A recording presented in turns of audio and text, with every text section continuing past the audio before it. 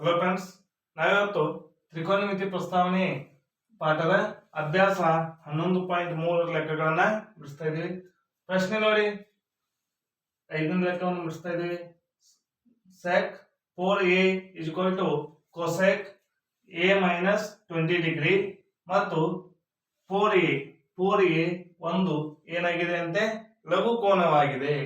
ಆದ್ರೆ a is equal to ಎಷ್ಟು ಅಂತೇಳಿ ನಾವು ಕಂಡುಹಿಡಿಯಬೇಕಾಗಿದೆ. ನೋಡಿ, ಲಘು ಕೋನ ನೋಡಿ, ಕೋನಗಳ ವಿಧಗಳು ಅಂತ ಬರ್ತವೆ. ಯಾವ್ದಂದ್ರೆ ಲಘು ಕೋನ, ಲಂಬ ಕೋನ, ವಿಶಾಲ ಕೋನ, ಹಾಗೆ ಸರಳ ಕೋನ, ಸರಳಾಧಿಕ ಕೋನ ಅಂತೇಳಿ ನೀವು ಕಲ್ತಿದ್ದೀರಾ. ಅಂದ್ರೆ ಈ ಲಘು ಕೋನ ಅಂತಂದ್ರೆ ಏನಾಗ್ತಾ ಇದೆ ಅಂದ್ರೆ 0ಗಿಂತ ಹೆಚ್ಚಿಗೆ 90 ಡಿಗ್ರಿಗಿಂತ ಕಡಿಮೆ, 0 ಡಿಗ್ರಿಗಿಂತ ಹೆಚ್ಚಿಗೆ 90 ಡಿಗ್ರಿಗಿಂತ ಕಡಿಮೆ ಇರುವಂತ ಒಂದು ಕೋನವನ್ನ ನಾವ್ ಏನಂತ ಹೇಳ್ತಾ ಇದ್ದೀವಿ, ಲಘು ಕೋನ ಅಂತೇಳಿ ಹೇಳ್ತಾ ಇದ್ದೀವಿ. ಓಕೆ, ನೋಡಿ ಈಗ ಈ ಲೆಕ್ಕವನ್ನು ಬಿಡಿಸೋಣ. ಪ್ರಶ್ನೆ ಏನು ಕೊಟ್ಟಿದ್ದಾರೆ, ದತ್ತಾಂಶ ಕೊಟ್ಟಿದ್ದನ್ನು ಬರ್ಕೊಳ್ಳೋಣ. sec 4a is equal to cosec a minus 20 degree. ಹೌದಾ? ಹಾಗಾದ್ರೆ ಇಲ್ಲಿ sec ಮತ್ತು cosec ಇರುವಂತಹ ಒಂದು ಸೂತ್ರ ಅಥವಾ ಸಂಬಂಧವನ್ನು ನಾವೀಗ ತಿಳ್ಕೊಬೇಕಂದ್ರೆ ಈಗಾಗಲೇ ನಮಗೆ ಕೆಲವು ಸೂತ್ರಗಳು ಗೊತ್ತಿದ್ದಾವೆ.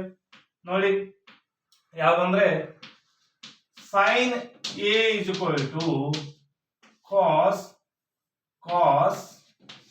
90 minus a. ಅದೇ ರೀತಿಯಲ್ಲಿ ಮತ್ತೆ tan a is equal to cot 90 minus a. ಮತ್ ನೋಡಿ, ಅದೇ ರೀತಿಯಾಗಿ ಈ ಲೆಕ್ಕದ ವಿಚಾರ ಬಂದ್ರೆ sec a is equal to cosec 90 minus a ಅಂತೇಳಿ ಈ ರೀತಿಯಲ್ಲಿ ಸೂತ್ರಗಳಿದಾವೆ. ಈ ಒಂದು ಸೂತ್ರಗಳ ಪ್ರಕಾರ ನಾವು ಈ ಲೆಕ್ಕವನ್ನ ಬಿಡಿಸೋಣ. ಹಾಗಾದ್ರೆ ಇದರಲ್ಲಿ ಯಾವ್ದನ್ನು ತಗೋಣ ಅಂದ್ರೆ ಇಲ್ಲಿ sec ಮತ್ತು cosec ಇದೆ, ಇಲ್ಲೂ ಕೂಡ sec ಮತ್ತು cosec ಇರೋದ್ರಿಂದ ಈ ಸೂತ್ರವನ್ನು ನಾವಿಲ್ಲಿ ಬಳಕೆ ಮಾಡೋಣ. ನೋಡಿ ಏನ್ ಹೇಳ್ತಾ ಇದೆ, sec a is equal to cosec 90 minus a. ಹೌದಾ?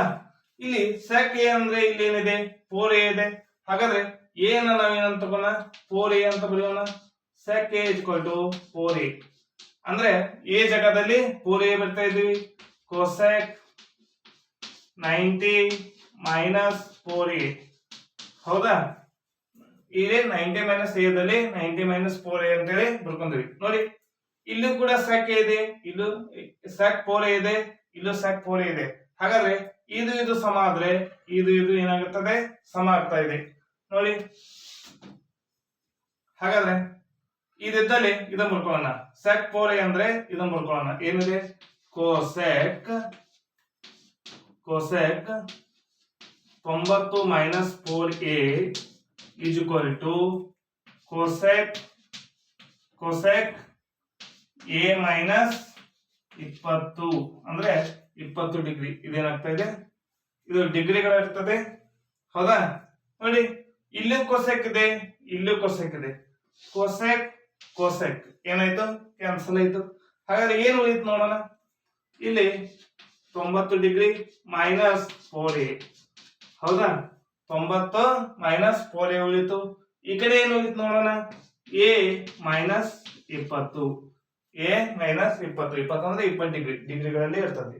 ಹಾಗಾದ್ರೆ ಈಗ ಈ ಲೆಕ್ಕವನ್ನು ಮಾಡ್ಬೇಕಂದ್ರ ಸಂಖ್ಯೆಯನ್ನ ಒಂದ್ ಕಡೆ ಮಾಡ್ಕೋಬೇಕು, ಈ a ಗಳನ್ನ ಒಂದ್ ಕಡೆ ಮಾಡ್ಕೋಬೇಕು. ನೋಡಿ, ಈ 20 ಈ ಕಡೆ ತಗೊಂಬನ್ನಿ, ಈ 4a ನ ಆ ಕಡೆ ಕಳ್ಸೋಣ.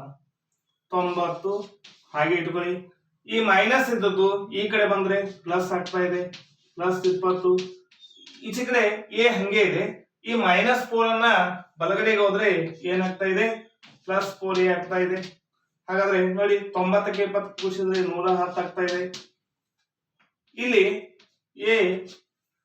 ಏನೂ ಇಲ್ಲ, a ಹಿಂದೆ ಏನೂ ಇಲ್ಲ ಅಂದ್ರೆ 1 ಇರ್ತದೆ. ಏನಿರ್ತದೆ, 1a ಪ್ಲಸ್ 4a ಎಷ್ಟಾಗ್ತಾ ಇದೆ, 5a. ಹಾಗಾದ್ರೆ ಈ 5a ನ ಹೆಂಗ್ ಬರೀಬಹುದು, 5 into a ಅಂತ ಬರೀಬಹುದು. ನಮಗೇನ್ ಬೇಕಾಗಿದೆ, a ಬೇಕಾಗಿದೆ. ಇಲ್ಲಿ ಗುಣಾಕಾರ ಇದ್ದಂತ 5 ಈಚೆ ಕಡೆ ಬಂದಾಗ ಏನಾಗ್ತಾ ಇದೆ, ಭಾಗಾಕಾರ ಆಗ್ತಾ ಇದೆ.